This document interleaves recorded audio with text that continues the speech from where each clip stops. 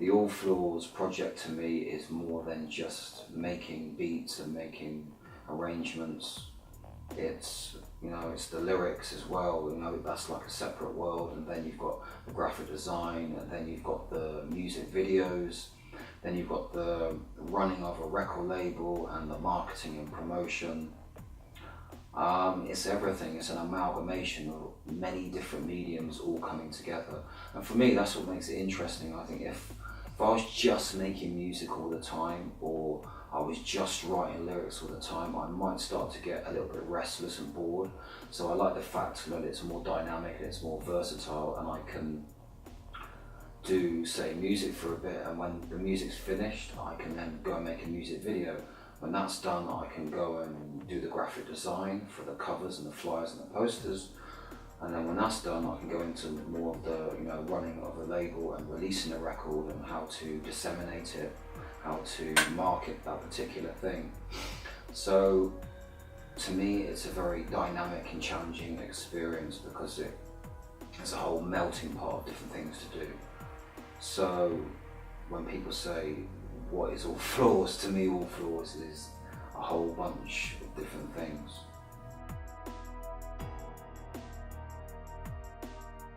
The philosophy for Allflaws is pretty much my philosophy for life, really. The two are kind of reflections of each other. I mean, okay, that the lyrics in some of the tracks may appear to be dystopian and foreboding and quite dour and dark, but at the end of the day, I know what the lyrics mean, and when you peel away all that stuff and go a bit deeper with the lyrics, it's actually very hopeful, it's very positive. It's about being tenacious, it's about sort of fighting for something better and trying to sort of free yourself from all the bullshit that you got to put up with in life. So that's very much my philosophy in life in general, is to be tenacious and to be optimistic and be positive. Not just to lie down and sort of cowering in the shadows type thing. That's not my philosophy at all. So I would say, believe it or not, a lot of people won't believe this, but a lot of my lyrics are massively optimistic, and I'm optimistic as well, but people would have to dig a bit deeper with the lyrics to work that out. I think music is the same as it was, in the 70s, 80s and 90s. I think it's still sort of run by corporate oligarchs and multinational corporations and major record labels. I think they're still running things because at the end of the day, it's a hierarchical structure, where the money is where the marketing is, and these people get their stuff disseminated to a wider audience. And I think at the bottom of that, you get all the sort of so-called subordinates, the underground artists, the alternative artists, probably artists like Allflaws, who are sort of, would be seen as outsiders or slightly left field. And I think it's always been like that. Nothing's changed. Obviously the internet's come around and artists can disseminate their music to a wider audience and sort of cut out that corporate machine, which is absolutely amazing and very liberating and very sort of self-empowering for artists. But I think it's still got that sort of that tyranny in the mainstream, which is always going to be there because it's all about money. It's not about creativity, it's about the money. Where the money is where the artists will get their stuff propagated to a wider audience, because they can buy space on YouTube, they can buy advertising on billboards and TV adverts. So that's just the way it's always been, and it still is now. So how do you nullify that, and how do you combat that as an independent artist? Well, you set up your own record label, or you learn to market your music yourself. You learn to be entrepreneurial. You learn those skills, and that's what I did with the Allflaws project, and also in setting up a label, and also doing all the other stuff. about empowering yourself, and I think that's the beauty of what we have now. That's the one bonus that we have now, is we can cut out the corporate middleman. So power to the fucking people. Haha.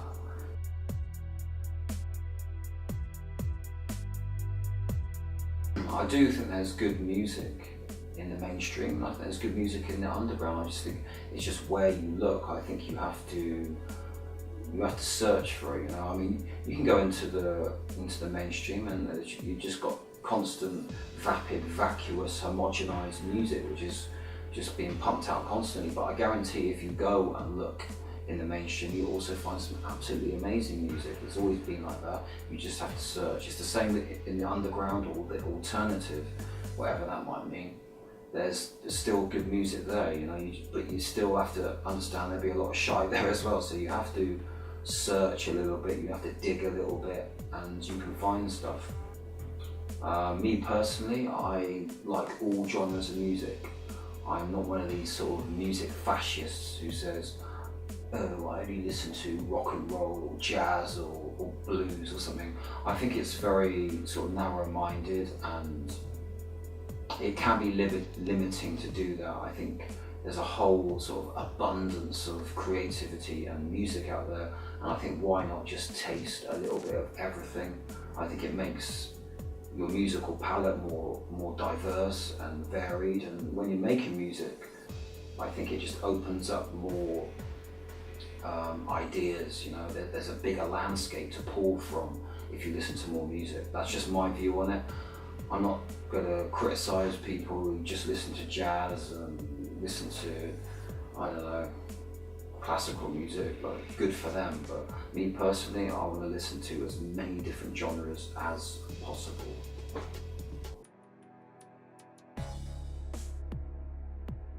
I don't really want to criticise rappers or MCs today because I do a kind of rap sort of poetry thing myself, and you know, but then I'm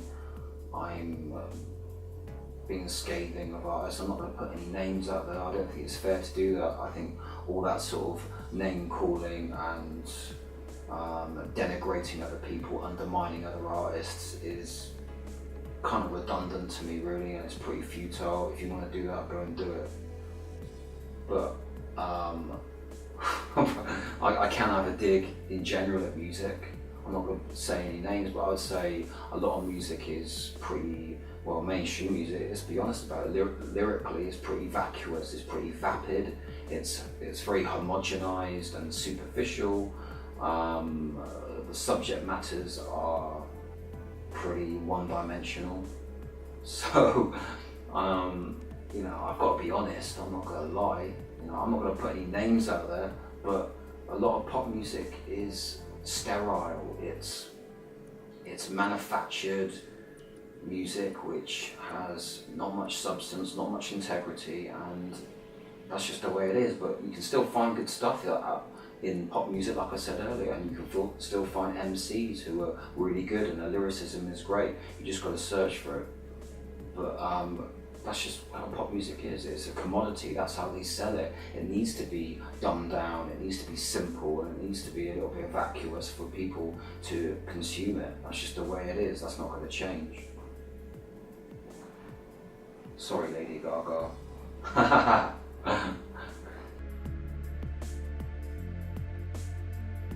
My advice to artists, I would say, in this day and age, is to be studious and diligent in your art and your craft, but also be studious and diligent and relentless with the business side of it, because if you're not learning the business side of it, and you're not learning how to market your product, which is your music, then you better hope that you get a record label on your side. The problem with that is getting a record deal is like winning the fucking lottery. So my advice is become entrepreneurial, become business minded, like learn about how to release records, how to market yourself, learn all those things, because then you give yourself the best chance. I think if you just want to be this artist who sits around playing the guitar, you just want to be a music producer who's just producing it in his bedroom the whole time, or her bedroom the whole time.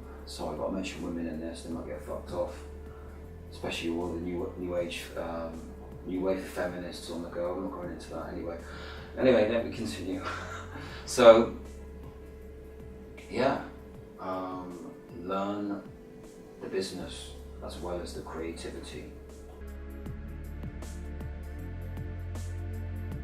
I think in life it's important to follow your true path. Everyone has some sort of calling, I believe, some sort of passion, and I think it's important to follow that, to be intrepid enough, to be courageous enough to go on that path. Many people will not want to do that, mainly because of fear and trepidation.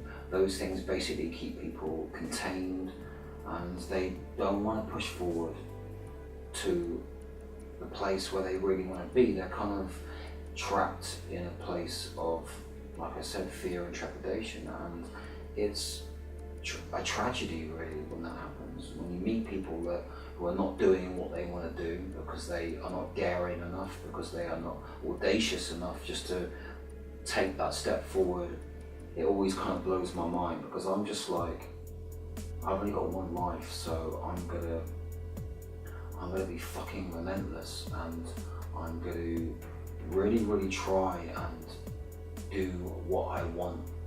I want to do what I want to do, not what the establishment wants me to do. I want to be authentic and true to myself, you know, not true to society, not true to fucking, you know, other people. I think by doing that, you're kind of selling yourself a lie. You're just living this kind of like pseudo existence, you know, if that makes any sense, or a pseudo happiness. Like, you think you're happy, you think you're doing the right thing, but you're not. You're just living this life which is the life of what society wants, or maybe what your parents or your friends or your girlfriend wants. But it's not good. I don't think it's good for the soul. I don't think it's good for the spirit. I think what's better for the soul and spirit is to be authentic and to do what you want. That's it. I'm out of here, people. I'm fucking out of here. Get me a drink, for fuck's sake.